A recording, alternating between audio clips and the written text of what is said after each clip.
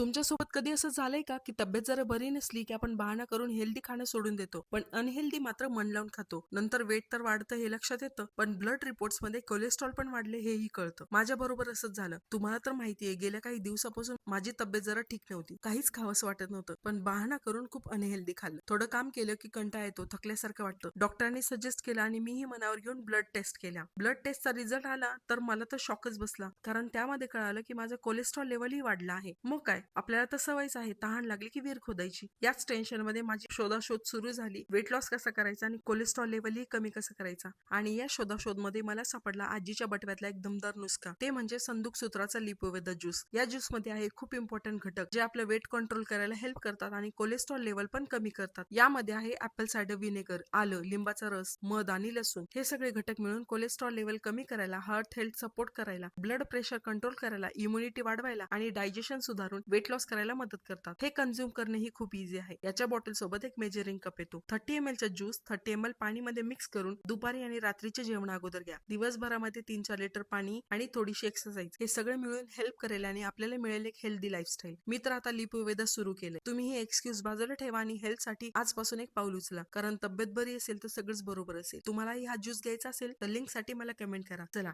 उद्या पुन्हा भेटूया. बाय.